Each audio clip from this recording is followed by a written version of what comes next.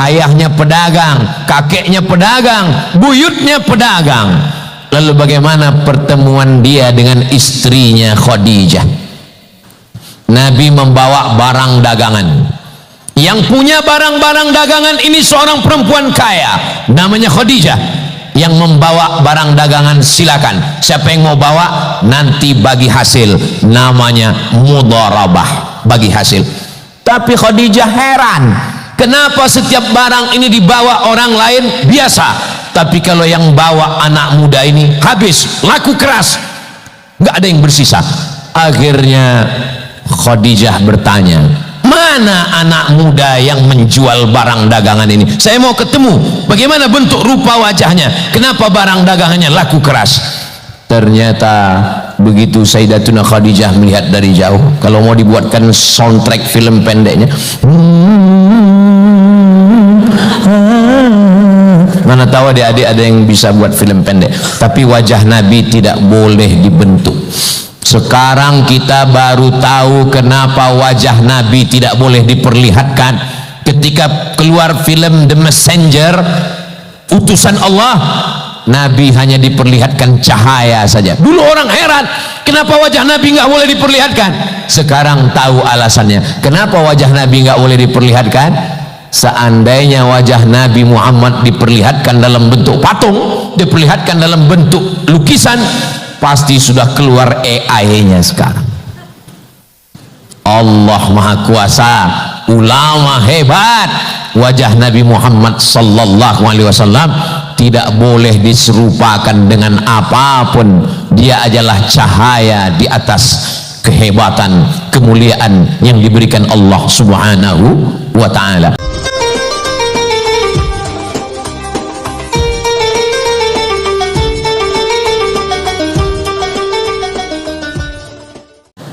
Dan ada tanda yang kedua, pohon kayu bersimpuh sujud kepadanya. Dan ada tangga yang ketiga, batu-batu bersujud kepadanya. Dan aku melihat tanda itu ada pada anak ini. Apa kata Abu Thalib? Memang betul, ini anak saudara saya, ayahnya sudah meninggal ketika dia 2 bulan dalam kandungan. Maka kata Bahira, jangan bawa dia ke negeri Syam, karena di sana banyak Yahudi. Nanti Yahudi akan membunuh dia, karena mereka menantikan Nabi terakhir keturunan dari Sarah, dari Ishak, sedangkan yang ini adalah keturunan dari Ismail, anak Hajar, istri Nabi Ibrahim alaihi salam.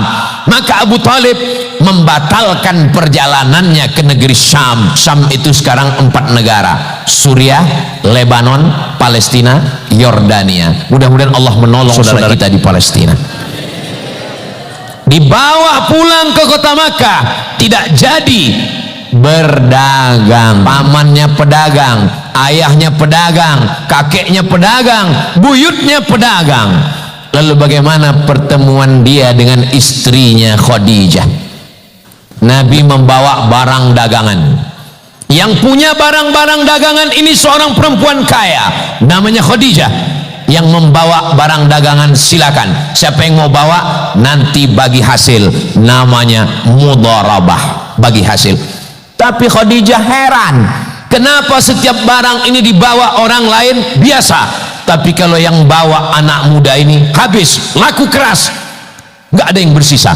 Akhirnya Khadijah bertanya, mana anak muda yang menjual barang dagangan ini? Saya mau ketemu, bagaimana bentuk rupa wajahnya, kenapa barang dagangannya laku keras?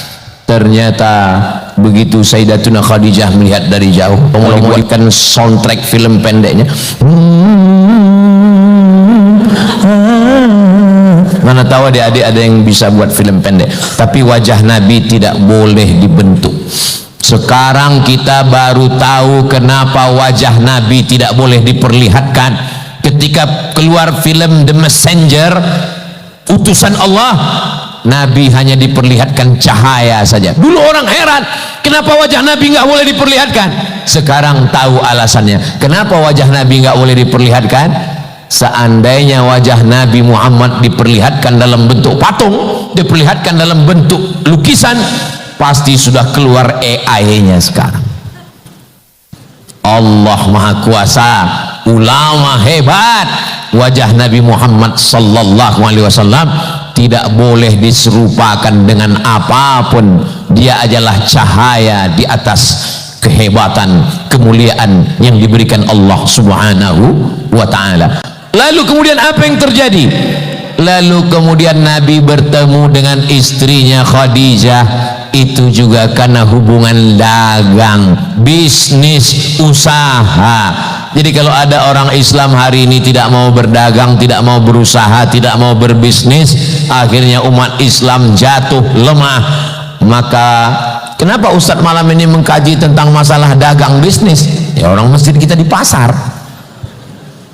Karena masjid kita di pasar, kita kaji ini supaya masyarakat kita. Tapi jangan gara-gara pasar lalu meninggalkan masjid. Hayya 'alas shalah, sibuk dagang. Mestinya hayya 'alas shalah, la haula wala quwata illa billah. Dia jawab hayya 'alas shalah, kamu aja duluan lah. Tutup toko, datang ke masjid. Kalau orang bertanya, nanti kalau anakmu nggak makan, kalau istrimu nggak punya uang belanja, kalau nggak ada yang beli, kalau barang dagangan mula nggak laku, la haula wala quwata illa billah. Rezeki datang dari Allah, saya mesti sholat dulu. Allahu Akbar. Tokoku besar, untungnya besar, modalnya besar, dan kalau nggak laku ruginya juga besar. Tapi Allah Maha Besar. Allahu Akbar. Ulang sekali lagi, Allahu Akbar kabira walhamdulillahi katsira wa subhanallahi bukratan wa asila.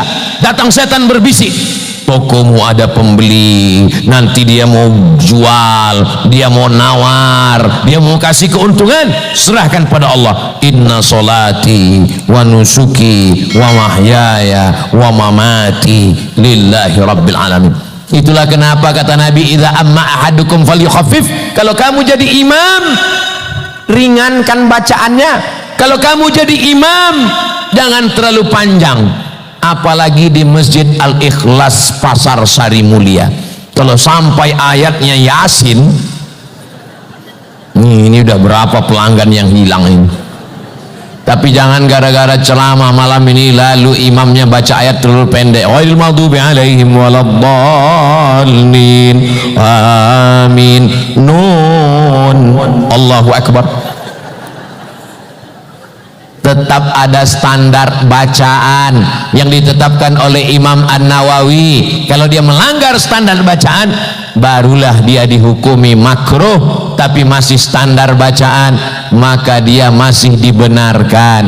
Jangan sampai gara-gara imam diperintahkan baca surat pendek, lalu kemudian sholat kita tidak ada tumak ninahnya. Tetap membaca subhana rabbiyal azimi wa bihamdi, subhana rabbiyal azimi wa bihamdi, subhana rabbiyal azimi wa bihamdi, sami Allahu liman hamidah, rabbana lakal hamdu mil'us samawati wa mil'ul ardi wa mil'u ma syi'ta min syai'in ba'du, Allahu akbar, subhana rabbiyal a'la wa bihamdi, subhana rabbiyal a'la wa bihamdi, subhana rabbiyal a'la wa bihamdi, Allahu akbar. Mohon lapan doa munajat, minta pada Allah, Rabbi ighfirli warhamni wajburni warfa'ni warzuqni wahdini wa'afini wa'fu anni. Jangan gara-gara masjidnya di tengah pasar, karena tuntutan dari jamaah mau cepat, akhirnya imam tup. Itu kalau ada masjid di pasar yang sholatnya begitu cepat, itu bukan mazhab Imam Hanafi, bukan mazhab Imam Hanafi, bukan mazhab Imam Maliki, bukan Imam Syafi'i, bukan Imam Hambali. Itu mazhab Valentino Rossi. Tetap tenang, tapi jangan terlalu lama. Lalu kemudian setelah itu tetap berzikir. Jangan gara-gara masjidnya di pasar mau dagang, buka toko, buka ruko, assalamualaikum warahmatullah, assalamualaikum warahmatullah, lari seperti ayam nampak padi.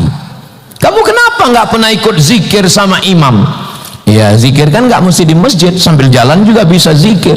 Kamu kenapa nggak pernah ikut doa sama imam? Ya doa yang kemarin aja belum makbul Pak Ustadz. Kamu kenapa nggak ikut doa sama imam? Doa saya beda sama imam Pak Ustadz. Imamnya minta hujan, saya jual es. Ini bukan masalah minta hujan, minta es. Hujan itu maknanya rahmat dan barokah sesuai dengan kondisi kita masing-masing. Jadi kita minta rahmat berapa lama? Subhanallah, subhanallah, subhanallah, subhanallah, subhanallah, subhanallah, subhanallah, subhanallah. Paling lama 3 menit, 4 menit. Alhamdulillah. Jangan karena gara-gara mau cepat mentang-mentang masjidnya di pasar, zikirnya terlalu cepat. Apa ini kata orang ini? Alhamdulillah, alhamdulillah, alhamdulillah. Allahu akbar, Allahu akbar, Allahu akbar. Doa selamat 10. Allahumma inna nas'aluka salamatan fid din, selamat agama, wa afiatan fil jasad, sehat badan, wa ziyadatan fil ilmi, ilmunya nambah, wa barakatan fil rizqi, rezekinya berkah, wa taubatan qablal maut, wa rahmatan indal maut, wa maghfiratan ba'dal maut. Allahumma hawwin alaina fi sakaratil maut wan najata minan nar wal afwa indal hisab. Langsung tutup dengan doa sapu jagat dunia akhirat. Rabbana atina fid dunya hasanah wa fil akhirati hasanah wa qina azabannar. Al-Fatihah. Selesai. Ba'diyah 2 rakaat. Inilah yang jadi bekal kita menghadap Allah. Pasar tinggal, toko tinggal, pedagang tinggal, pelayan tinggal, sahabat tinggal. Ini karena sibuk mengurus dagang sampai lupa sholat. Padahal saat mati datang malaikat maut mencabut nyawa, jenazahnya tetap dibawa ke Masjid Al-Ikhlas Pasar Sari Mulia. Jangan sampai tinggal di dekat masjid, dagang di dekat masjid, tiap hari dengar panggilan masjid, tapi nggak pernah mau datang ke masjid. Angkuh, sombong, malah ngejek teman yang ke masjid. Mau sholat ya? Iya, titip ya. Sampai masanya nanti kau ingin masuk ke dalam, kau ingin ada di belakang imam, tapi kau tidak bisa masuk ke dalam. Kau hanya berada di luar, di emperan. Saat itu kau terbujur kaku di atas kendaraan jenazah. Selesai sholat, barulah imam berdiri, tolong masukkan jenazahnya. Dan saat itu imam sangat menghormatimu. Kau yang selama ini nggak mau jadi makmum, kau yang selama ini nggak mau di belakang imam, kau selama ini yang ngejek muazzin, sampai masanya kau dipersilakan maju ke depan. Kau jadi orang yang paling hebat di depan imam. Sholat jenazah tidak pakai ruku, tidak pakai sujud. Kau yang selama ini mau cepat-cepat keluar masjid, kau yang selama ini menganggap sujud terlalu lama, kau yang selama ini menganggap ruku terlalu lama, sekarang kau dikasih hadiah, enggak pakai ruku, enggak pakai sujud. Allahu Akbar, Al-Fatihah, Allahu Akbar, solawat, Allahu Akbar, doa, Allahu Akbar, doa. Lanjut, kau pun akan dibawa ke dalam kotak 2 meter kali 1 dalam setinggi tegak. Kalau dia orang baik, cepat-cepat kuburkan supaya bertemu dengan kebaikannya. Kalau dia orang jahat, cepat-cepat kuburkan supaya bebanmu ringan. Itu maka jenazah nggak boleh lama-lama. Saya dalam surat wasiat saya tulis, kalau aku mati jangan terlalu banyak kata sambutan.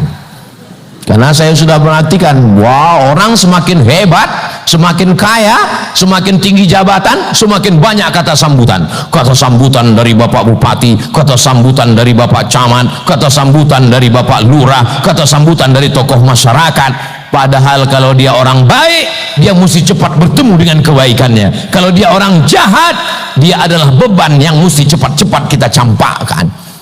Saudaraku yang dimuliakan Allah Subhanahu wa taala, jangan gara-gara teman nongkrong minum kopi kau nggak ke masjid. Jangan cuman gara-gara teman tertawa kau nggak ke masjid. Ingat, jangan terlalu dekat dengan teman, karena kalau kau mati, teman makan ayam, tahlilan. Saudaraku yang dimuliakan Allah, waktu kau mati memang dia nangis, aduh besok kita main domino sama siapa. Tapi besok malam dia mulai tersenyum. Enak ya ayamnya? Yummy. Karena kau mati. Saudara yang dimuliakan Allah Subhanahu wa taala, kau dikenang hanya hari pertama, namamu diposting di grup-grup WhatsApp, namamu, gambarmu. Kalau sekarang ada teman ngajak foto, jangan senang dulu. Fotomu hanya untuk persiapan update status saat kematianmu di hari pertama.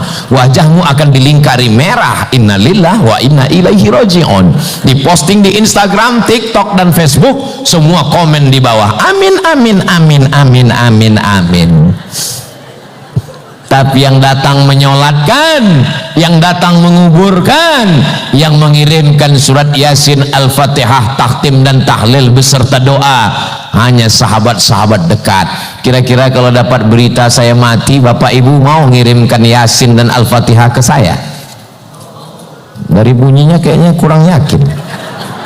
Saudara yang dimuliakan Allah Subhanahu wa taala, ketika kita menyantuni anak yatim, datang bisnis dagang, sempat kita ambilkan beras, masukkan ke plastik 2 kilo, ambil minyak goreng 1 kilo, ambil gula 1 kilo, ambil teh saset 1 bungkus, ambil roti gabin, ambil susu saset, ambil ikan sarden bungkus.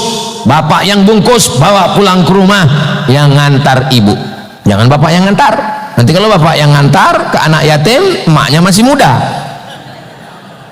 Perang dunia ketiga sebelum Israel menyerang Iran. Betul bu? Betul kata mereka.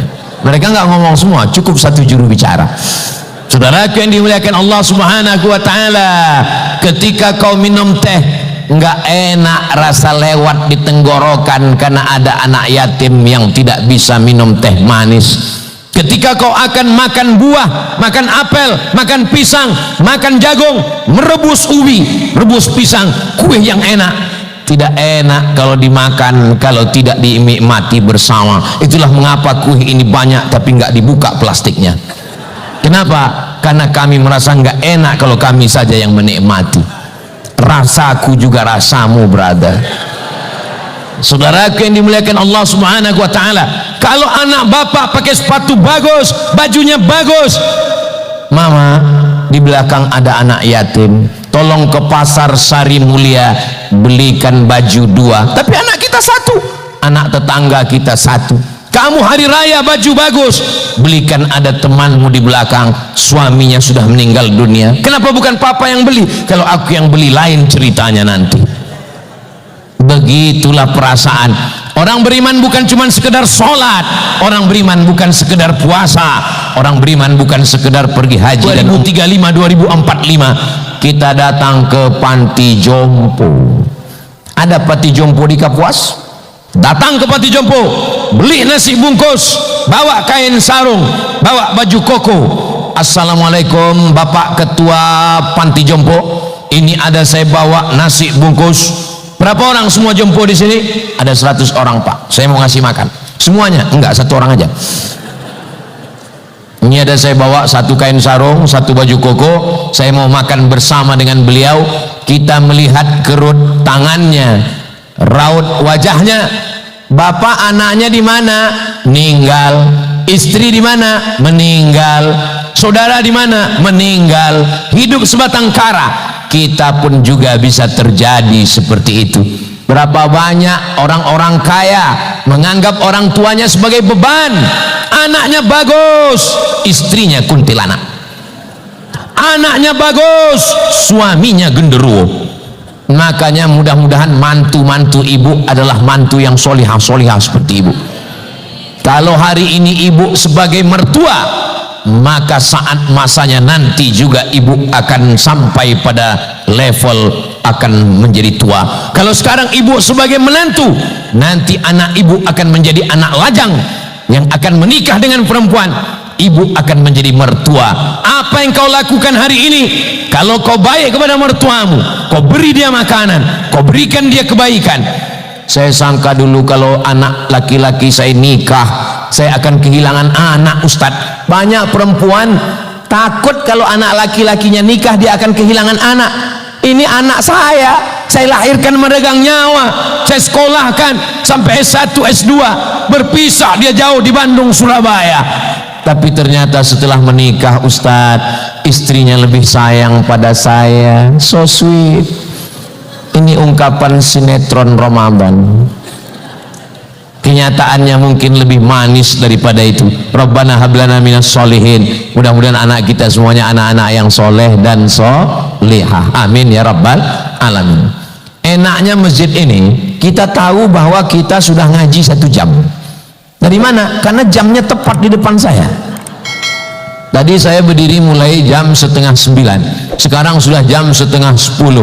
Ini masjid yang penceramahnya nggak mungkin kelewatan waktu. Kenapa? Karena dia tepat waktu. Di beberapa masjid saya bingung mau mengakhiri ceramah, bingung nyari jamnya di mana. Kelihatan rupanya jamnya dibalik dan sudah lama nggak diganti baterai. Tapi Masjid Al-Ikhlas, dari mulai kipasnya, AC-nya, lampunya, sound systemnya, sampai pada penempatan jamnya juga tepat. Kenapa? Karena ceramah lama-lama juga menyiksa jamaah.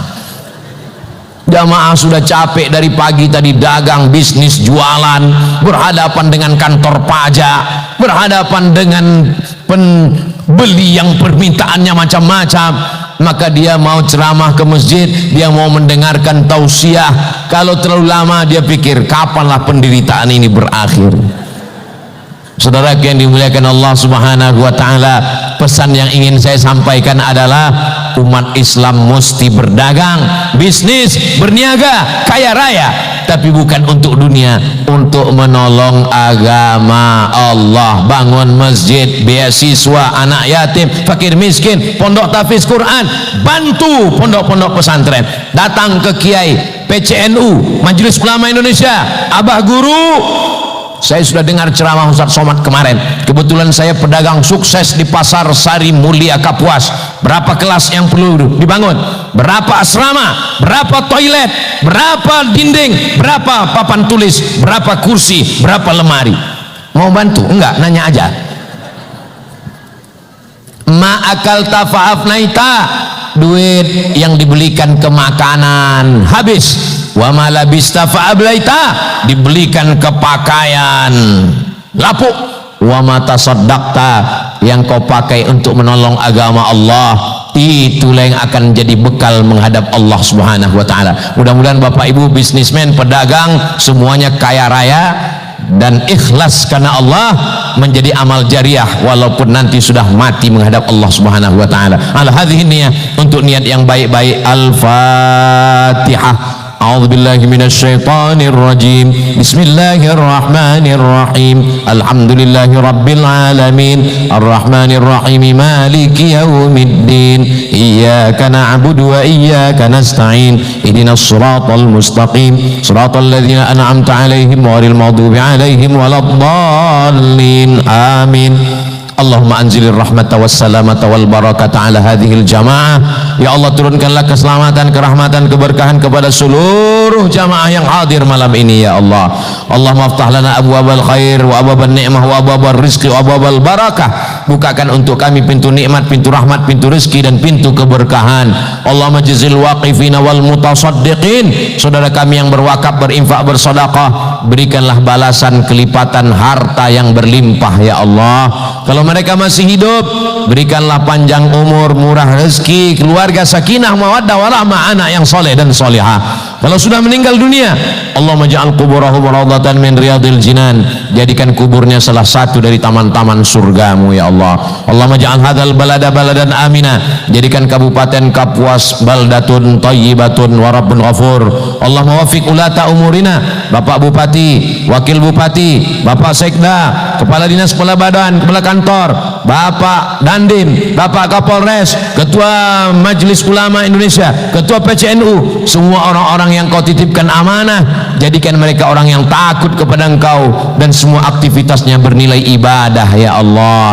Allahumma dafa'anna al-ghala wal waba wal fasha wal riba wal zina wal munkar, selamatkan negeri ini dari malapetaka, bencana, riba, zina, narkoba, perbuatan keji dan mungkar. Rabbana hab lana minas solihin jadikan anak kami anak-anak yang soleh dan solehah. Allahumma ja'alhum min hafizil Quran, jadikan anak kami menjadi para penghafal Quran, minal mujahidina fi sabilika bi amwalihim wa anfusihim, jadikan anak kami orang-orang kaya yang akan menolong agamamu dengan harta dan nyawa mereka ya Allah.